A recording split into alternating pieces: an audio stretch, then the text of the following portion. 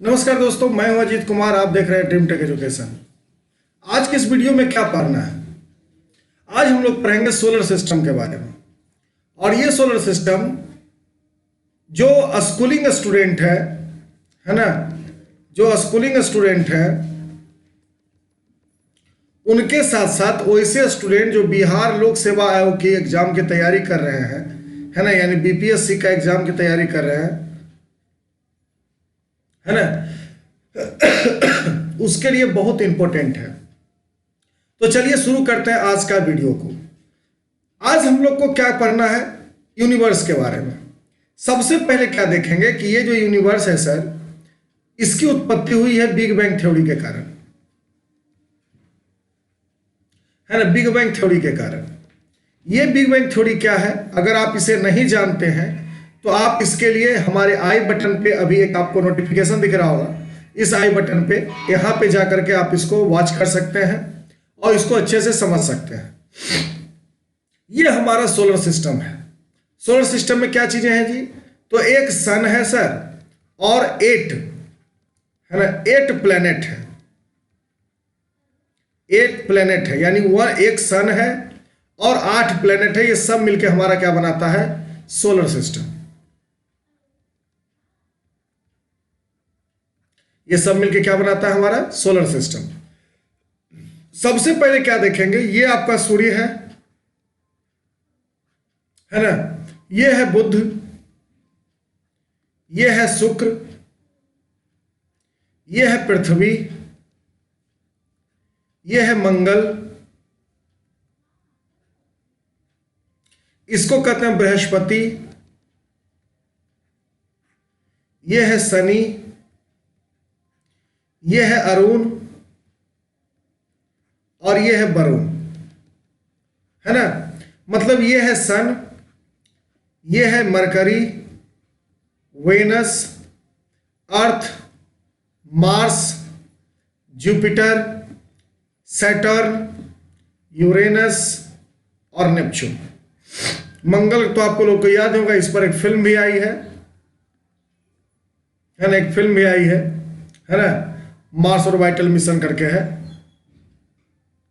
तो ये हमारा पूरा क्या है? सोलर सिस्टम है।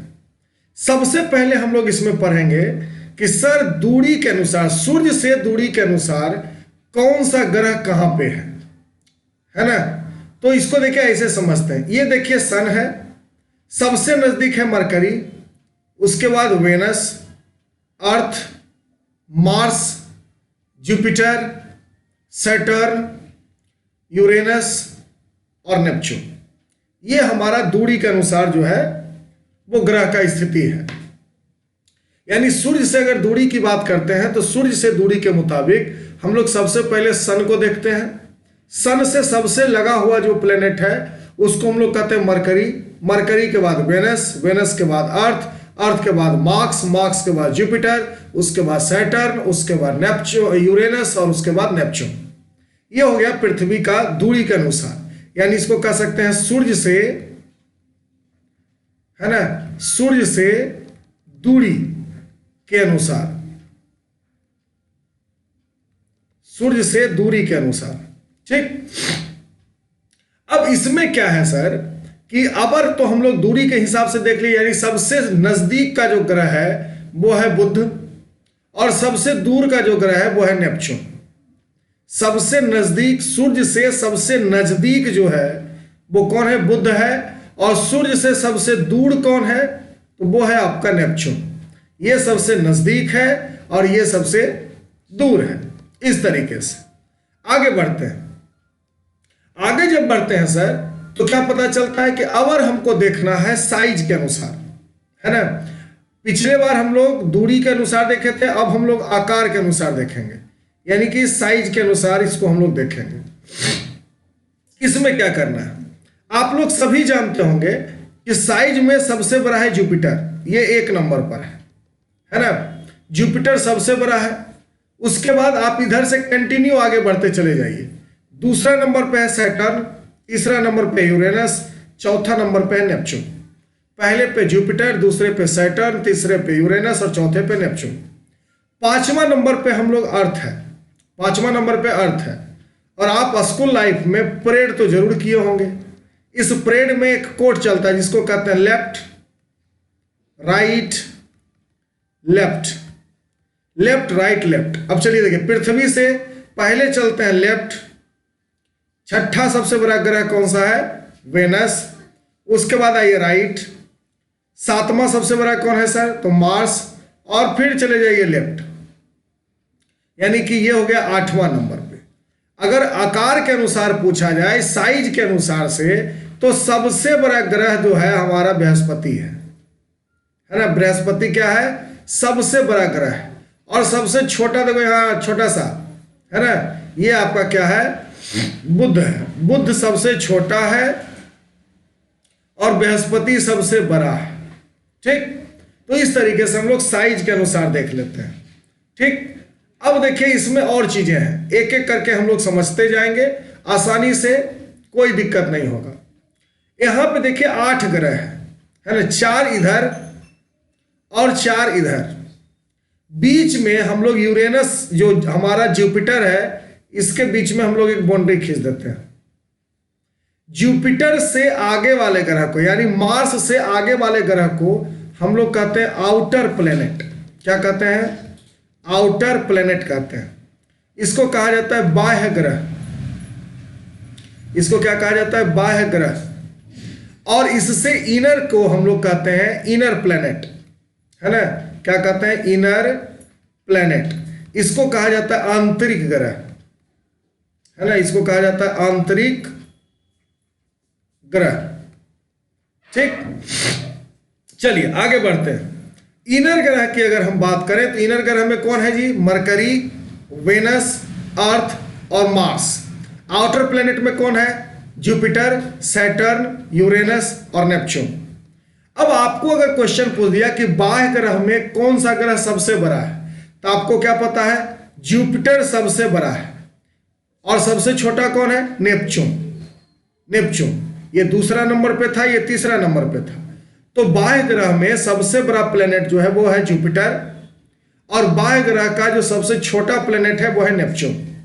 उसी तरीके से अगर आंतरिक ग्रह की बात करें तो सबसे बड़ा हमारा है पृथ्वी, और सबसे छोटा है हमारा कौन? मरकरी। ये 8 नंबर पर आया था, ये था आपका 6, ये था आपका 7, है ना। तो इस तरीके से हम लोग आंतरिक और बाह्य ग्रह को समझते हैं। जो आंतरिक ग्रह है ना, इसको हम लोग रॉकी प्लेनेट भी कहते हैं, है ना। इसको हम लोग क्या कहते हैं? Rocky planet. इसको हम लोग कहते हैं रॉकी प्लेनेट। और जो आउटर प्लेनेट है, आउटर प्लेनेट को हम लोग कहते हैं गैसियस प्लेनेट। गैसियस प्लेनेट, है ना।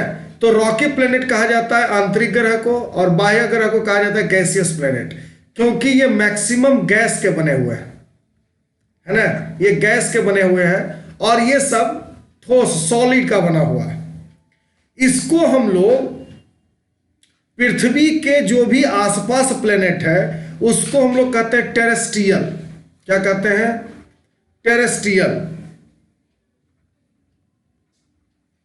टेरेस्ट्रियल। इसको हिंदी में कहा जाता है पार्थिव, है ना। इसको क्या कहा जाता है? पार्थिव। उसी तरीके से जो आउटर प्लेनेट है, इसको भी हम लोग एक नाम देते हैं जिसको कहते हैं जोवियन, है ना। क्या कहते हैं? जोवियन। जोवियन कौन है जी? तो ईसाई लोगों का सबसे बड़ा देवता जोवियन। ठीक, तो इस तरीके से हम लोग इसको समझते हैं। ठीक, अब आते हैं आगे। जब आगे बढ़ते हैं सर, तो हमको क्या पता चलता है कि एक यूनियन है जिसका नाम है IAU, है ना। IAU, इसको हम लोग क्या कहते हैं? इंटरनेशनल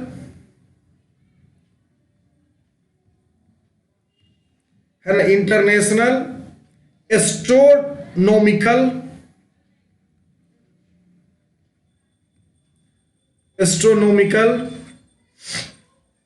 यूनियन, है ना। इंटरनेशनल एस्ट्रोनॉमिकल यूनियन, इसको कहा जाता है अंतरराष्ट्रीय, है ना। इसको कहा जाता है अंतरराष्ट्रीय खगोल, है ना, अंतरराष्ट्रीय खगोल संस्थान। है ना, ये जो अंतर्राष्ट्रीय खगोल संस्थान है यही डिसाइड करता है सर कि कौन सा प्लेनेट, मतलब कौन सा सेलेस्टियल बॉडी प्लेनेट होगा, वो सैटेलाइट होगा, है ना, ये सब यही डिसाइड करता है। 2006 ईस्वी में, है ना, इन्होंने प्लेनेट के लिए 3 कंडीशन रखे कि ये 3 चीजें पूरा करने के बाद ही वो प्लेनेट कहलाएगा। सबसे पहला कंडीशन क्या था कि वो सर रिवॉल्व अराउंड द सन करे, रिवॉल्व अराउंड द सन, मतलब सूर्य के चारों ओर घूमे, है ना, सूर्य के चारों ओर,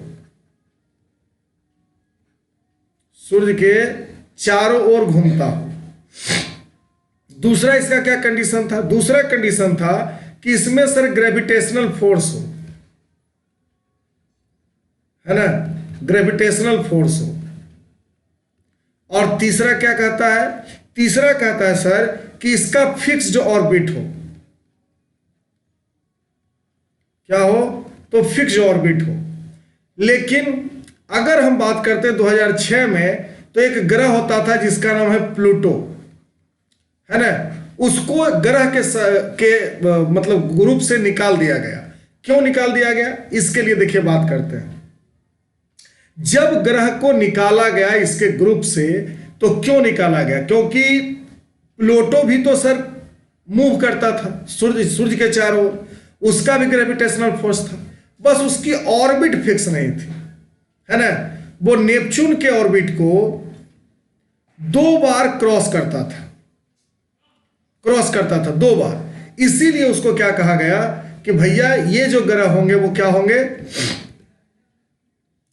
है ना, ये जो ग्रह होंगे वो क्या होगा, अरे यार, है ना, तो इसको ग्रह के एरिया से निकाल देगा। जब ग्रह के एरिया से निकाल दीजिएगा किसी को, तो वो तो है सेलेस्टियल बॉडी, तो उसको कहीं ना कहीं रखना पड़ेगा। और इसीलिए एक नया टर्मोलॉजी यूज हुआ जिसको कहते हैं ड्राफ्ट प्लेनेट, है ना। इसको हिंदी में कहा जाता है बौना ग्रह। क्या कहा गया? बौना ग्रह। तो ये पहला कौन था?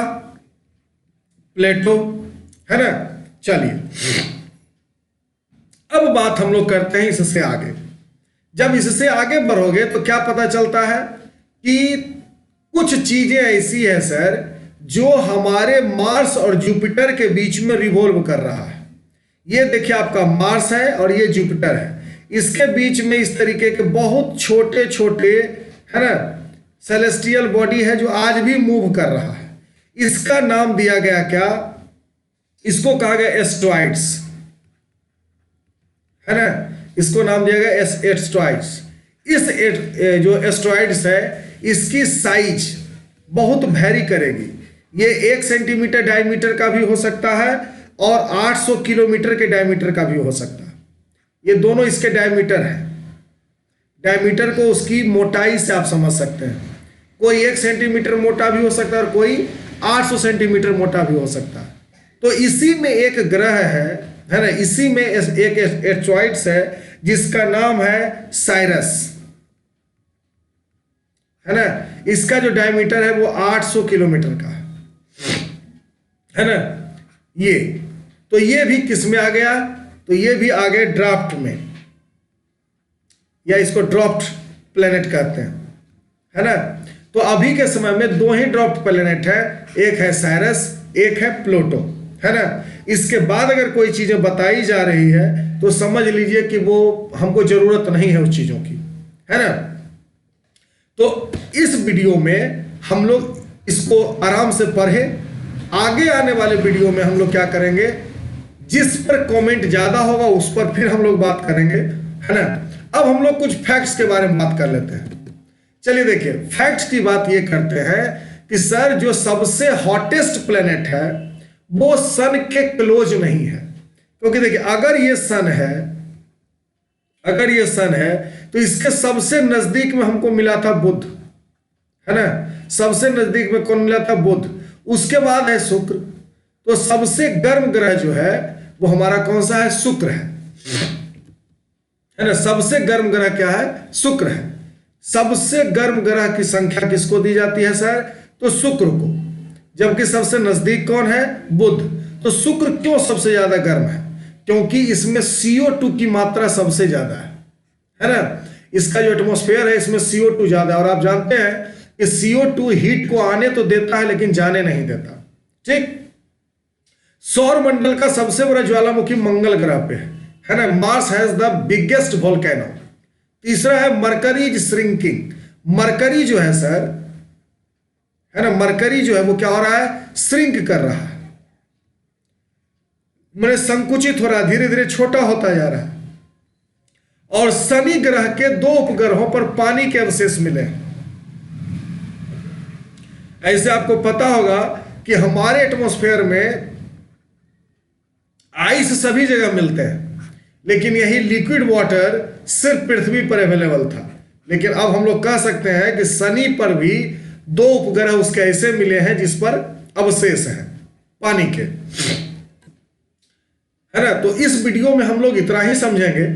अगर आप मेरे इस वीडियो पे आप नए हैं और अगर आप हमारे इस वीडियो को देखे हैं तो आप हमारे चैनल को सब्सक्राइब कर सकते हैं, है ना, सब्सक्राइब कर सकते हैं। अगर मेरा एफर्ट आपको अच्छा लगता है तो लाइक करें और कमेंट जरूर करें सर।